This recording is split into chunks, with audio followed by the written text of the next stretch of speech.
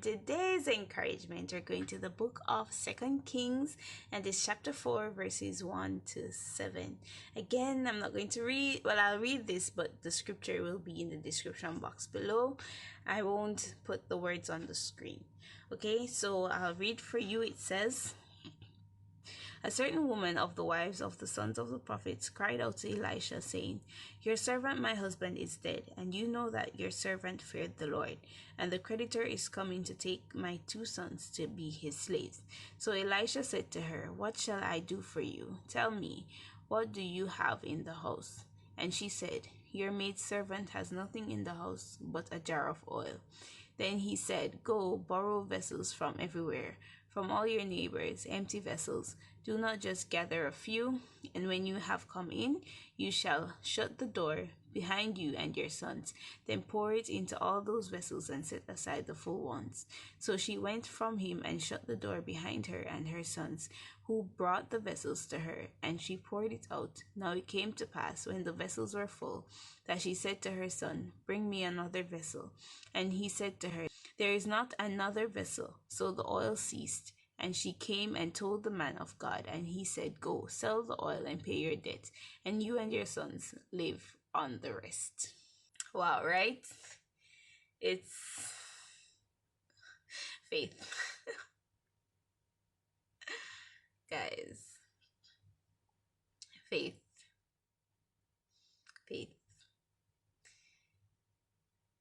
Imagine someone telling you, oh, just go and get some jars and pour the oil that you have, the little oil, into all those jars.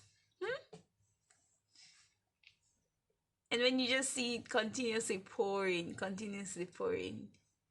who else could it be but God?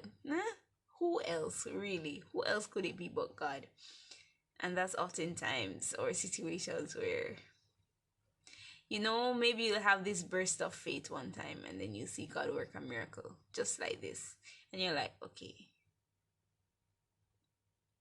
this burst of faith, this can only be God, right? Guys, guys.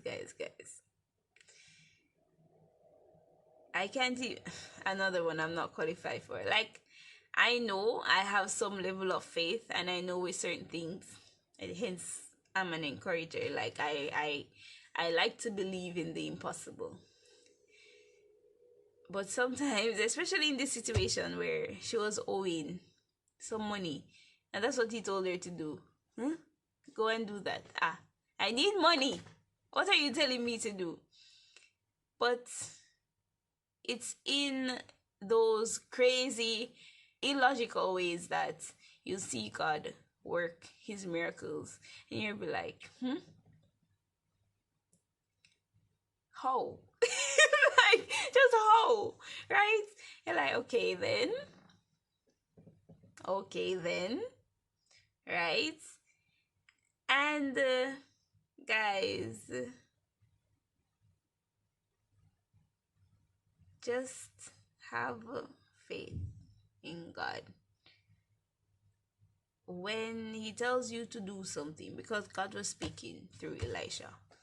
When he tells you to do something, guys, just do it. It may look stupid, but it's in the foolishness, it's in the stupidity, it's in those random things that he'll tell you to do. You'll see him start working a miracle, and you're going to be like, wow, I can't believe you used this foolishness to basically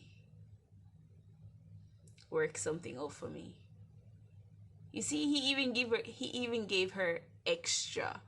He said, Elisha, at the end of her exercising that faith, because of course it's a choice, because she could have been like, nah, I'm not doing that, like, I just need money, get me the money now, right?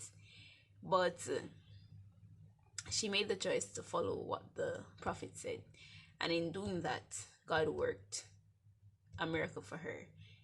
And that's a lesson to us, that is to be obedient regardless of how it looks. Reminds me of my journey to medicine. Just be obedient Regardless of how stupid it looks, regardless of how impossible it looks, just do it. And you'll see God work things out for you. And in obedience, guys, obedience is key. In obedience to God's will for your life, in obedience to these simple commandments, it's in the foolishness, guys. He gave her above and beyond what she asked for because she obeyed him. Because she obeyed him, he gave her above and beyond. Not only the money to pay her debt, but extra to live on. Isn't God good, right? He's so good. Honestly, guys, he is really good. And my admonition for you today is to be obedient to the foolish commands sometimes that he gives us. The craziness that it seems as if, are you sure this is God speaking to me? Are you sure this is this doing this? You know, in those crazy moments, just obey.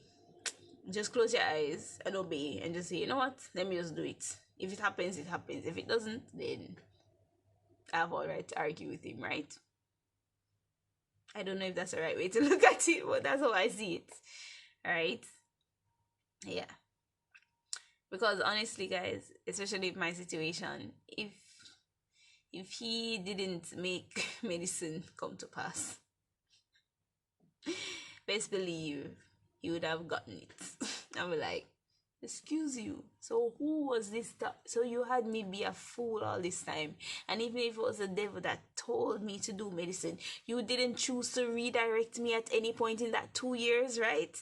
Like, I was ready for him, you understand? But yeah, don't worry, still all with respect. Just follow his leading, be obedient. As crazy as it looks, as stupid as it looks, just be obedient and you'll see God work in those crazy, stupid ways that just seems, how, why you had to use this way, but that's the way he chose to use, and you can't tell him how to do what he does.